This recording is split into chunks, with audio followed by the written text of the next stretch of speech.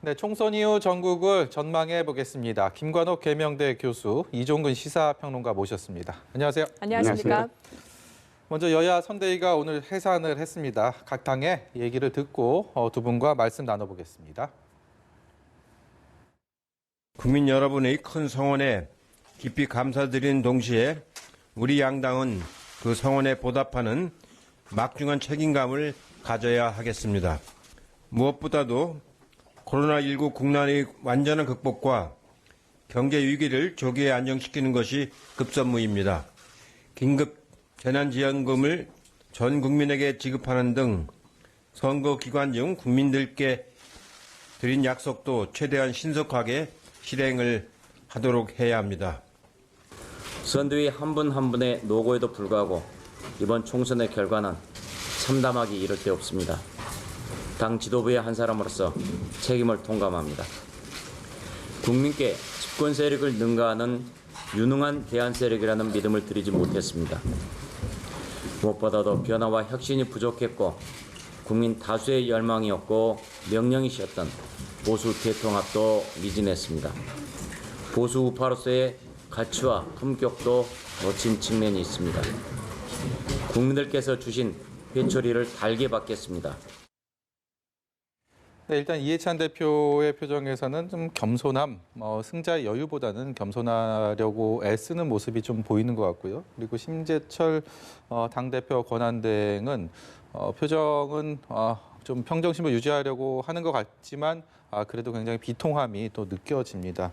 이번 선거 결과 어떻게 보셨습니까? 그렇죠. 지금 사실 여당의 입장에서 본다 그러면 180석이라는 거는 뭐 거의 전무후무한 어떻게 보면 너무 많은 표를 받아서 굉장히 부담스러울 겁니다. 그러니까 국민들이 코로나19의 위기 상황에서 사실 선택을 하신 겁니다. 그러니까 야당을 줄까 여당을 줄까 어느 것이 실질적으로 코로나19를 빨리 종식시키고 이 상황을 안정시킬 수 있는 내 선택인가를 아마 고민하셨을 거예요. 그런데 그 고민 끝에 결과적으로 여당을 한번 밀어주자.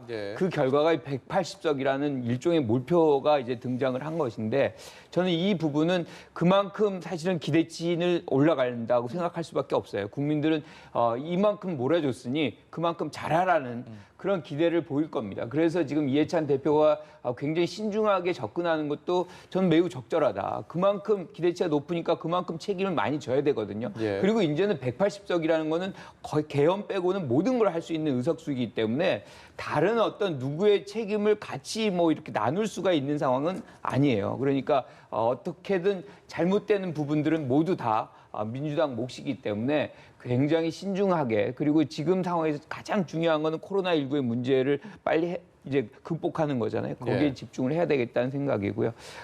이제 야당의 입장에 가서는 뭐 초유의 사건이라고 생각을 하지만 사실은 이 지금의 여당의 입장에서는 여러 번 겪은 겁니다. 그러니까 2007년에 패배하고 2008년에 81석 받은 적도 있어요. 그리고 원래가 기울어지는 운동장으로 혼자서 일당 또는 뭐 단독 과반 이런 건 꿈에도 못 꾸었던 그런 정당이 이 시기가 많았었거든요. 그래서 지금의 이 시기를 너무 뭐 비탄스럽고 구조적으로 이제 헤어나지 못하는 그런 것이다라고 생각하면 저는 잘못된 생각이라고 생각해요. 다시 이것을 이제 뚫고 나가서 국민들의 신뢰를 얻는 기회를 잡아야 된다. 그러니까 2008년에 민주당의 이제 전신이죠. 민주통합당 같은 경우 어떻게 되냐면 풀뿌리로 내려갔어요. 그래서 다시 이제 지방선거부터 하나하나 올라와서 2016년부터 이렇게 올라온 거거든요. 그래서 창조적 파괴를 해서 사실상 가장 바닥에서부터 야당은 미래통합당은 다시 시작해야 될 것이다. 이렇게 생각합니다. 네.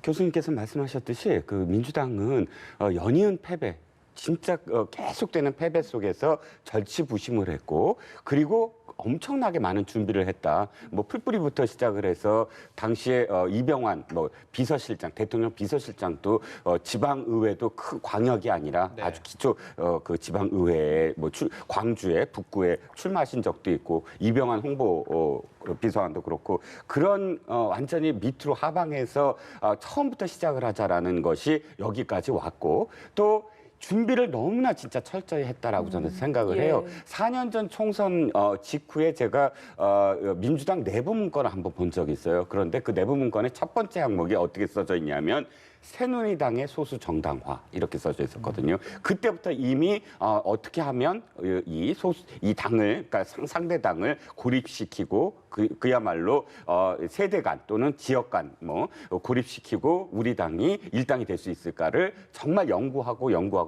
빅데이터부터 시작을 해서 그 결과물이거든요. 상대적으로 봤을 때 그런 어떤 절박함이 이 통합당엔 있었느냐라는 것이죠. 거꾸로 통합당을 보면 언제나 내부에서는 이래요.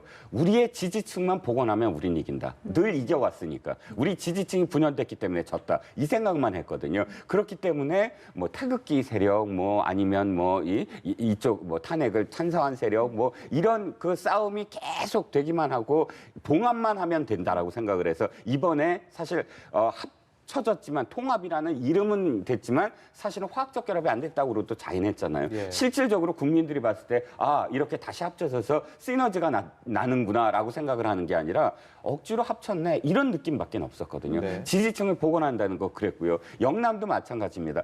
PK만 다시 돌아오면 TK가 완전히 또 우리를 손들어주면 우리는 이길 거야. 이런 생각만 하고 있다가 그야말로 철저하게 준비한 그런 그 민주당에 패배하는 그런 결과를 낳았다라고 할 수밖에 없습니다. 네, 양 정당이 분위기는 정반대지만 어쨌든 앞으로의 행보에 각각의 고민이 있을 것 같은데 지금 당장 결정해야 되는 게 비례위성 정당이 모 정당과 언제 합칠지 여부입니다. 원래는 선거가 끝나면 바로 합쳐지지 않을까 싶었는데 지금 셈법이 좀 상당히 복잡해진 상황인 것 같거든요. 그 이제 계기가 사실은 공수처장 추대위원 때문에 그런 것 같아요. 예. 지금 이제 2명이 야당 몫인데 그것까지 어떻게 가져와야 되겠다 뭐 이런 얘기들이 도는데 사실 그거 자체도 꼼수입니다. 이제는 꼼수는 20대 국회까지 이제 정리를 하고 21대는 원칙적으로 가야 되는 것이고요.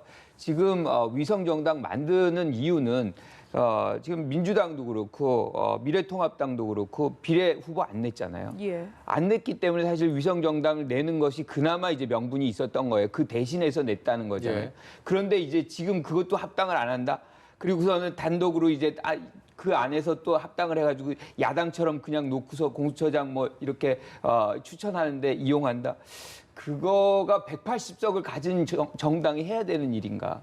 저는 이제는 이제 큰 길을 가야 된다. 180석의 위용에 걸맞는 원칙적인 그리고 매우 신중한 그런 이 행보를 가져가야 되는 것이고 하루속히 지금의 위성 정당인 더불어시민당과의 통합을 당겨서 180석을 액면 그대로 보여주고 그것에 의해서 시민들의 어떤 위한 정치들을 힘있게 가져가는 것이 국민들이 던져준 표의 의미다. 저는 예. 이렇게 생각합니다.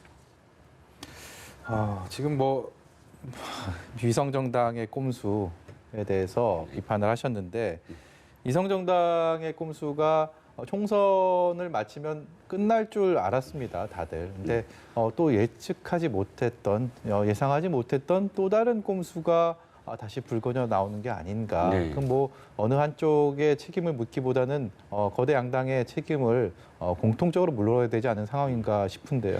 그런데 저 앵커님 말씀이랑 저는 생각이 약간 다른 게 예. 지금 비례정당의 이 경쟁은 위성정당의 경쟁은 둘 다 비판할 대목이 있었어요. 네.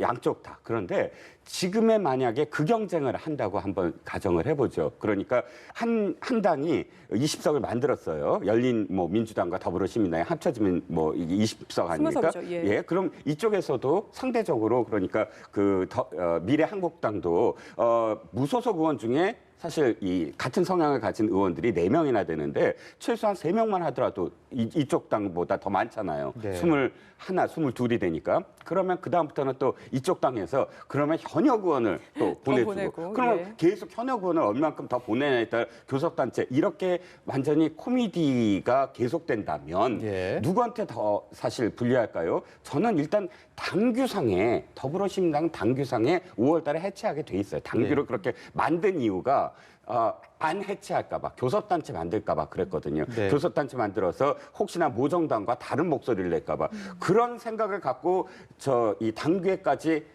써놨는데 이 위성 정당 때문에 그대로 간다? 그럼 그것도 사실은 말이 안 되고 예. 그리고 결정적으로 교수님 말씀하셨지만 국민들이 180석을 어쨌든 몰아줬지 않습니까? 그 180석을 몰아줬으면 그 다음부터는 사실 할 말이 없어요. 아 내가 이 다른 정당 때문에 뭐 상대당 때문에 이렇게 한다 이런 이야기로서 도리어 계속 할 수는 없다. 그러니까 양쪽 다 비판을 받겠지만 부담이 가는 건 민주당 쪽이 더 부담이 갈 거다. 아니 근데 통합당 같은 경우도 사실은 우리가 모두 다 103석이라고 지금 알고 있잖아요. 네. 그러면 다시 84석으로 내려가야죠. 저는 이 부분에 대해서는 이 여야가 정치적인 타협을 해야 된다고 봐요. 그래서 지금까지는 타협점이 없었고 꼼수 대 꼼수의 연속 그것이 반복되면서 국민들을 굉장히 피로하게 했잖아요. 그러니까 이 부분에 한해서는 어차피 위성정당인 거 모두 다 자매정당, 뭐 형제당, 뭐 여러 가지 얘기들을 꺼낸 것들이 있어요. 그거를 이제 다 정리하는 수순을 양당이 가져가야지 누가 먼저 이런 거는 굉장히 소모적이다. 이제 네. 21대 국회는 그런 것들 좀 지양을 해야 되겠다. 저는 이렇게 생각합니다. 저희가 잠시 뒤에 1번지 현장에서 이 양 비례 위성정당의 대표들을 모셔봤습니다. 거기서 이야기를 좀 더 들어보도록 하겠고요. 민주당 당내 상황을 짚어보고 싶은데 일단은 이해찬 대표 체제가 8월까지는 유지가 될 것 같고 그때 전당대회에서 누가 당권에 도전할지 가장 관심이 가는 건 역시 이낙연 전 총리가 아닐까 싶은데요.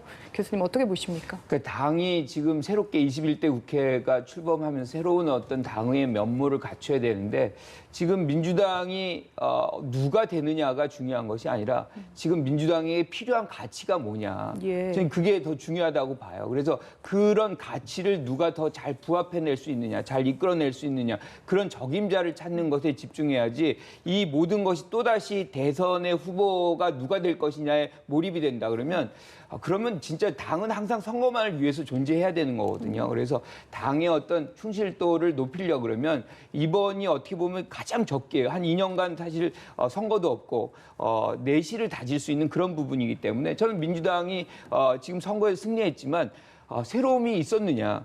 진짜 이 민주당이 잘 해가지고 지금 국민의 선택을 받은 것이냐. 저는 그렇다고 보지 않거든요. 그래서 지금 여러 가지 필요한 부분들이 있다고 봐요. 쇄신하는 것도 많이 이제 노력을 해야 되는 것이고 그럼에도 불구하고 지금 코로나19의 상황이기 때문에 안정 속에 개혁 뭐 이런 것들이라고 한다 그러면 거기에 가장 많이 부합하는 사람이 누군가. 뭐 저는 개인적으로 이낙연 후보 같은 경우도 이제 위원장 같은 경우도 예. 굉장히 적합한 인물이다. 굉장히 장악력도 있고 안정감도 있고 뭐 그런 속성에서 본다 그러면 뭐 김부겸 이제 뭐 의원도 마찬가지고요. 뭐 여러분들을 우리가 찾을 수 있어요. 김두관 의원 같은 경우도 마찬가지고. 그래서 그런 부분들을 인물 중심이 아니라 가치 중심으로 좀 찾는 그런 노력이 좀 필요한 상황 아닌가 저는 이렇게 생각합니다.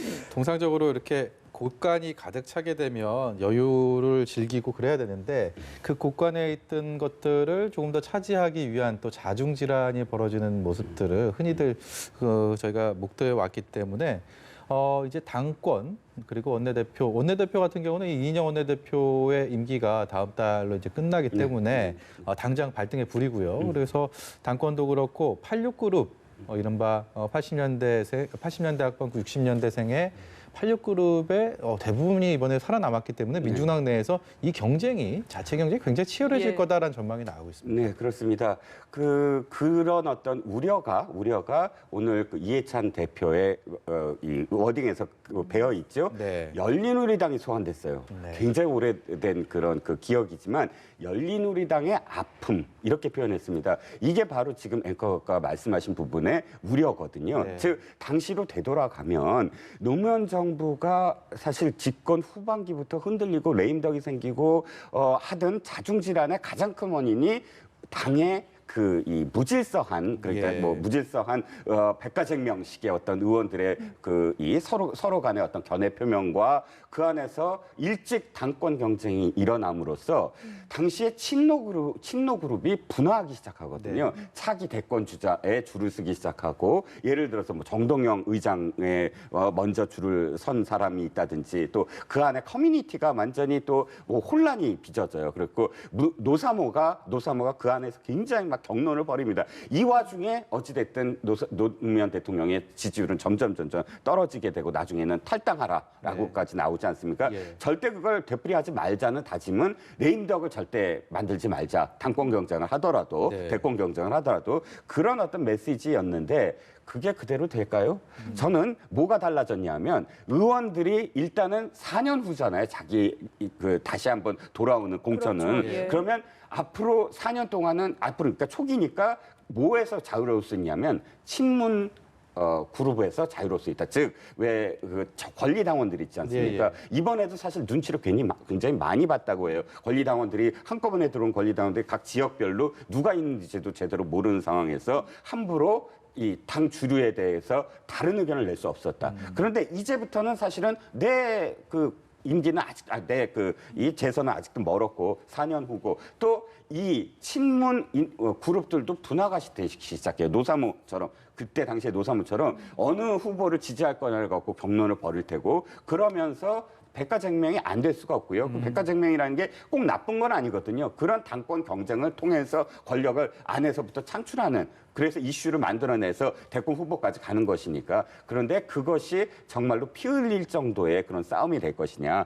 아니면 그야말로 정말 뭐 또다시 정권 착수할 수 있는 그런 계기가 될 것이냐는 건 여러 그룹들이 이제부터 제 목소리를 낼 거냐 안 낼 거냐에 어떤 달려 있다. 뭐 86그룹도 그렇고 또 뭐 영남권 뭐 또 호남권의 어떤 분화도 그렇고 네. 또 이광재 이번에 살아 돌아온 이광재 의원의 앞으로의 향배도 그렇고 여러 가지 지켜볼 대목이 많은 것 같습니다. 일단 거론되는 이름들은 상당히 많습니다. 과연 이들의 건강한 건전한 경쟁을 통해서 계속해서 관심을 불러 모을 것인지 아니면 서로 헐뜯고 물어뜯다가 실망감을 안겨줄지 이 부분들도 여권의 앞으로의 지형을 보는 포인트가 될 것 같습니다. 그 이종근 평론가가 이야기한 이제 친문 세력 당내 최대 주주인 친문 세력 눈치 안 보고 좀 자신의 목소리를 낼 수 있을 것이다라는 의견에 더해서 오히려 지금 청와대 출신 인사들이 초선 의원으로 많이 국회에 입성을 했거든요. 이 부분까지 더해서 어떤 식으로 좀 갈등이 불거지고 이야기가 있을 거라고 보십니까? 그렇죠. 초선이 굉장히 많아졌죠. 한 60여 명 되고 그중에 한 19명이 청와대 출신 인사니까 네.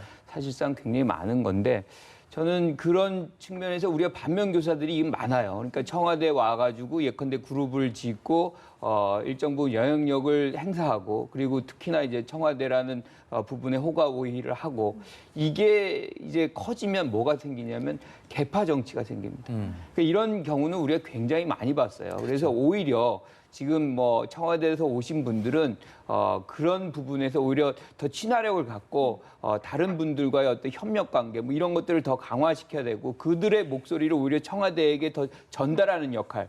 그렇게 해서 서로 화합하고 문제가 이제 덜 발생시키는 그런 윤활유 역할을 그분들이 해줘야지 그런 어떤 청와대 출신이라는 그런 것을 갖고서 힘을 얻어가고 목소리를 키워나간다 그러면 과거에 우리가 봤던 그런 경험들 부정적인 경험들 그대로 나타날 수밖에 없는 것이고 그것이 사실은 대선 국면으로 가면 더 쉽게 그런 것들이 만들어질 수밖에 없어요. 이미 이제 대선 후보군들이 꽤 많잖아요. 예. 그러면 이제 속속들이 이렇게 결속이 되거든요. 그러니까 예컨대 지금 뭐 우리가 의원들만 얘기하고 있지만 지자체 장들도 있어요. 박원순 시장, 뭐 이재명 지사. 이런 식으로 이제 김경수 지사 뭐 이렇게 하면 쭉 퍼져나가면 갈등이 사실은 화합보다 훨씬 크다. 그런 가능성이 크기 때문에 오히려 이렇게 청와대 출신 인사들은 그런 부분들을 지향해 나가게 협력적인 부분을 위해서 더 노력하는 역할들을 해야 된다. 저는 이렇게 생각하고요. 예. 또 한 가지 이제 말씀드리고 싶은 거는 대통령의 이 임기가 끝날 때에는 어떤 경우든 레임덕은 발생합니다. 이건 구조적인 것이기 때문에 그것이 얼마나 짧으냐의 문제인 것이고 예. 지금의 상황을 본다 그러면 문재인 대통령은 굉장히 지지율이 높기 때문에 언제까지 갈지 모르지만 레임덕이 좀 늦게 올 수도 있습니다. 예. 이제 그런 부분들도 후보군들이 잘 조정을 해야지 그거에서 파열음이 발생하면 사실은 대선까지 가는 장면들이 굉장히 어려워지는 걸 우리가 많이 봤거든요. 그것도 관리를 좀 할 필요가 있겠다 이렇게 생각합니다. 네, 미래통합당 얘기로 화제를 좀 옮겨보겠습니다. 미래통합당은 당대표 권한 대행을 이제 황교안 대표의 사퇴 이후에 심재철 원내대표가 맡고 있는데 심재철 원내대표 역시 이번에 낙선을 했기 때문에 사실상 리더십의 부재, 진공 상태 라고 볼 수가 있습니다. 미래통합당 입장에서는 빨리 이 사태를 수습을 하고 어쨌든 그러려면 강력한 리더십이 필요한 상황인데 네. 어떻게 풀어가야 된다고 보십니까? 일단 뭐 당내에서 여러 가지 이야기가 나오고 있죠. 그러니까 당을 해체해서 새롭게 당을 만들어야 된다. 다른 지역에서라는 설. 그다음에 조기 전대. 빨리 그냥 이 심재철 권한대행이 계속 있다가 뭐 5월달 이내로 당선 대회 열고 조기 전대를 추인해서 바로 치르는, 그러니까 8월 달이지만 앞으로 앞당기는 예. 그런 예가 하나 있겠고, 마지막으로 비상대책위원회를 꾸려서 거기서 논의를 한 다음에 어디로 갈 건가, 그러니까 전대까지 어떤 당의 혁신을 뭐 맡기는 방법, 세 가지가 다 거론이 되는데, 저는 개인적으로는 맨 앞에 당을 해체하는 것이 가장 지금 현명한 방법이 아니겠느냐. 가능할까요? 그건 가능하죠. 아까 왜 가능하냐면 이겁니다. 사실 국민들은, 유권자들은 이제는 다시 그 기억을 되돌리고 싶지 않거든요. 어떤 기억들, 보수당의 4년 동안의 행태들, 또다시 우리가 이 박근혜 대통령을 어떻게 해야 된다라거나, 또는 뭐 보수의 가치가 어떻다거나, 이런 논의가 다시 안에서 또다시 되풀이되는 것을 기억하고 싶지 않고, 또 이번에 어떤 결과가 사실은 어떠한 이 변명으로도 용납이 안 되는 결과지 않습니까? 네. 그렇다면 국민들은 지금 ABC라고 생각을 해요.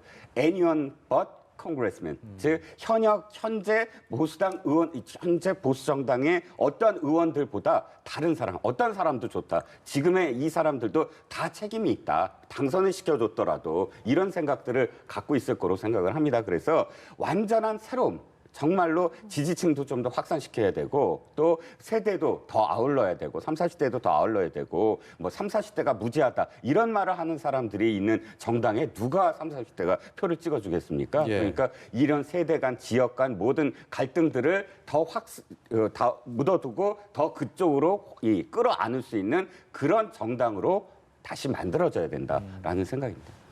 지금 구심력이 없다, 뭐 이렇게 얘기를 하잖아요. 그래서 구심력을 찾는 것이 중요하다, 맞죠. 그런데 이제 그런 맥락에서 김종인 위원장도 모셔오고 이렇게 되는 건데, 김종인 위원장이 안정적이잖아요. 그런데 지금 이 통합 당이 필요한 것이 안정인가? 저는 안정이라고 생각하지 않습니다. 아예 뒤집어. 그렇죠. 엎는, 뭔가를 창조적으로 파괴하고, 여태까지 사실은 안정, 구심력 이것에 연연하다 보니까 자꾸 외부 수혈만 받은 거예요. 그러니까 황교안 대표 같은 경우도 외부 수혈이거든요. 그렇죠. 예. 이 지속적인 외부 수혈은 잠시 안정감을 줄 수 있고 구심력을 줄 수 있지만, 저는 그건 가짜 구심력이고, 진짜 구심력이라는 건 결국에는 당원들이 만들어내는, 즉 경선, 뭐 이런 식으로 선거를 통해서 당원들의 참여에 의해서 힘을 모은 그 힘의 결정체가 사실상의 어떤 구심력인 것이지, 외부에서 하늘에서 떨어져가지고 그것이 얼마나 오래 갈 것이냐. 지금 우리가 보고 있지만 사실상 그 오래 가지는 못하거든요. 그래서 저는 이번에는 결단코 이 보수파의 어떤, 보수당의 어떤 건전성을 위해서라도 창조적 파괴를 하고, 그 안에서 많은 고난이 있더라도 좀 호흡을 길게 잡고, 좀 한 번 선거 더 진다고 생각하더라도 내부적인 어떤 역량들을 키워나가는 그 노력을 해야만 어느 순간에 가서 실질적으로 수권 정당의 모습들 갖출 수 있겠다. 그 말씀은 제가 동의는 하는데, 제가 표현했던 그 외부 anyone but 뭐 congressman이라고 제가 그냥 만든 말이지만, 왜 그 말씀을 드렸냐면, 바로 4년 전 민주당이 패배했을 때 그때 그 백서를 저는 잊지를 못해요. 그 당시에 한상진 교수가 주도를 해서 백서를 만들었거든요. 패배에 대한 백서. 그 첫 문장이 어떻게 시작되냐면, 우리는 운동권 정당으로서 벗어나질 못했다. 이렇게 시작을 합니다. 그리고 이 정당이 왜 패배했는가에 대해서 아주 처절한 내부 비판을 하거든요. 그거를 안에서 할 수 있을까요? 그러니까 저는 말씀하셨듯이 그렇게 안에서 이 다져가는 것은 이 외부에서 일단 우리가 이 정당이 무엇이 잘못됐는지, 그리고 어떻게 해서 새롭게 해야 되는지에 대한 외과적 수술이 필요하다는 것이거든요. 그 외과적 수술의 기간, 과도 기간이 저는 비상대책위원회나 혹은 아예 정당을 새롭게 추진하는 데 있어서의 외부에서의 어떤 그 도움이 필요하다는 것이죠. 근데 외부 분석은 충분히 가능해요. 그러면 한상진 교수가 실제로 그 칼질을 할 수 있는 능력이 되느냐? 힘은 결국엔 내부에 있습니다. 그래서 그때도 결국엔 김종인 위원장이 와가지고 총선을 치렀지만 그 이후에 바로 문재인 이 대표죠. 문재인 대표가 그것을 이어받아서 예. 실질적인 장악을 했습니다. 그래서 이 힘은 결국에는 내재돼 있는 것이고 그 내재된 힘만이 진정한 구심력이다. 저는 이렇게 생각합니다. 그러면은 질문을 드리고 싶은 게 지금 사실 지금 당 내부에서 어쨌든 경선을 통해서라든지 선거를 통해서 해결해야 한다고 하셨는데 그런 걸 이끌어 나갈 인물 자체가 안 보인다는 게 통합당의 또 다른 문제인 것 같거든요. 그렇죠. 지금 뭐 우리가 보면 후보군 자체가 없잖아요. 그러니까 저는 지금 뭐 김종인 위원장이 마지막에 하실 수 있는 일은 전대까지를 좀 잠정적으로 맡아주시는 거. 그냥 계시기만 해도 약간의 그 안정성은 오거든요. 그리고 네. 그 안에서 각 계파들이, 각 후보들이 열심히 뛰고 그렇게 해서 진정한 경쟁을 하고 그 경쟁 자체가 사실은 국민들이 어떤 만족도를 다 채워줄 수는 없을 수 있어요. 이번 한 번에 모든 거를 이루려고 하는 것 자체가 욕심입니다. 그래서 열심히 뛰고 그 안에서 또 갈등도 보여주고 그러면서 이제 또 좋은 면도 나타나는 것이고 그게 쌓여서 하나의 신뢰가 돼가지고 국민들에게 점점 다가가는 거지 갑자기 화장을 좀 한다 그래가지고 갑자기 뭐 굉장히 잘생긴 사람으로 등장을 한다. 그게 얼마나 오래 가겠습니까? 그래서 지금 요번에 뭐 유승민 의원도 들어왔고 내부적으로 외부 지금 공천의 이유 때문에 이제 이 무소속으로 당선된 분들도 있잖아요. 예. 그분들도 이제 다 들어오셔서 사실상 자기들의 어떤 최선을 다하는 그런 노력을 기울여가지고 힘을 결집시킨다 그러면 그 갈등이 어떻게 보면 생산적 갈등이 될 수 있겠다. 저는 그렇게 생각합니다. 그 물러나는 황교안 대표가 비대위를 맡아주기를 바랬던 사람이 지금 말씀하신 것처럼 김종인 전 위원장이고 홍준표 전 대표 역시 김종인 전 위원장에 대한 긍정적인 평가를 했습니다만 문제는 그것을 김종인 위원장이 수락하느냐의 문제 아니겠습니까? 지금 이 상황에서 현실적인 가능성이 있다고 보십니까? 일단 홍준표 전 대표가 그렇게 한 건 당원 당규 때문에 그렇죠. 왜냐하면 자기는 대권에 가고 싶은데 이 당은 이 당권과 대권은 분리하거든요. 네. 그렇기 때문에 지금 당권에 도전할 이유가 없죠. 대권에 가기 위해서는. 그래서 당권은 이제 김종인 비대위원장 언급을 한 것 같고 김종인 비대위원장은 제가 보기에는 마음이 있으신 것 같아요. 그러니까 지금 표현이 적극적으로 나는 절대 안 하겠다. 뭐 연락 끊자 이게 아니라 예. 난 당분간 쉬겠다. 이렇게 좀 완곡하게 그 거리를 두셨거든요. 이게 사실 김종인 위원장이 언제나 그때 박근혜 대통령 시절, 박근혜 그 비대위원장 시절에도 그랬고 또 문재인 당대표 시절에도 그렇고 두 분이서 3번씩은 거의 찾아가서 이번 총선도 마찬가지죠. 이번 총선도 예. 마찬가지입니다. 3번 딱 거의 3번에 거의 삼거초리네요. 이 버금가는 그런 이 행위 그런 모심을 해야지만 응하잖아요. 근데 그 이유가 있어요. 어떤 이유냐면 권력이에요, 권력. 자기가 뭔가 힘이 있어야 되잖아요. 그런데 그냥 뭐 응하는 게 아니라 합의. 그러니까 전 구성원들이 전부 다 합의해주고 또 외부에 있는 사람끼리 전부 다 모셔오는 그 형태를 가져야지만 자기가 무엇인가 할 수 있으니까 지금은 아무것도 아니잖아요. 외부인이잖아요. 당원도 아니고. 그래서 그런 형식을 아마도 갖춘 다음에 김종인 비대위원장이 또다시 참여하지 않을까 싶습니다. 예. 그 홍준표 전 대표도 이야기했지만 무소속으로 출마했다가 지금 생환에서 돌아온 중진 4명 있지 않습니까? 그중에 권성동 의원 같은 경우에는 벌써 복당 신청도 했고 원내대표 도전할 것 같은데 이분들의 역할은 좀 어디에 있다고 보십니까?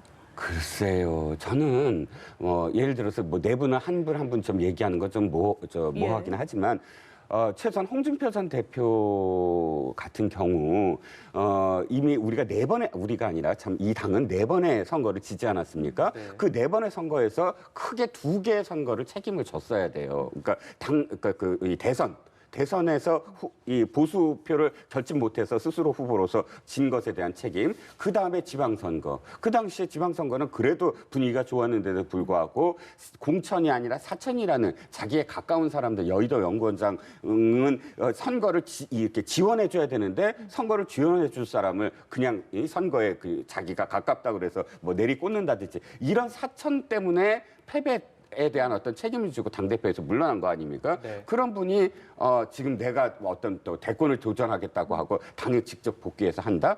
그건 좀 문제가 있고요. 이분들 모든 분들이 어쨌든 이 당 패배의 책임을 지고 미랄이 되겠다. 차라리 대권 운운하지 않고 그렇게 표현해야지 사실 지금은 그럴 시기 아닌가요? 뭐 대권 도전하겠다 이런 말을 할 시기는 아니라고 봅니다. 전 전적으로 동의하는 것이요. 지금 뭐 여러 분들이 있지만 많지도 않아요 후보군들이. 예. 그럼에도 불구하고 뭐 당권, 대권, 분리론 뭐 이런 얘기를 벌써부터 한다는 것은 굉장히 정치 공학적인 것이고 지금 정당이 거의 죽어가는 판에 이거를 먼저 살리는데 뭔가 힘을 기울여도 될까 말까 하는데 벌써 당이 안 살면 아무리 후보 나가도 우리가 지금 보는 것처럼 절대 이길 수가 없어요. 그래서 지금은 모든 구성원들이 사실은 당을 살리는데 다른 사심을 다 버리고 뛰어들어가지고 이걸 살려놓고 그 다음부터 싸워도 늦지 않거든요. 예. 그러니까 지금의 뭐 이 계산 속에서 행보가 대선에 맞춰가지고 이렇게 대선 행보를 걸어가면서 이 계산을 한다. 그거는 이미 이제 그 당의 운명이 별로 좋은 것이 아니다. 저는 그래서 진정성 있게 접근하는 자가 살아남을 것이다. 저는 이렇게 생각합니다. 네, 총선은 끝났는데 다음 행보를 위한 양 당의 앞으로의 행보도 굉장히 또 분주하게 이어질 것 같습니다. 오늘 말씀 여기까지 듣겠습니다. 지금까지 김관옥 계명대 교수, 이종근 시사평론가였습니다. 고맙습니다. 감사합니다.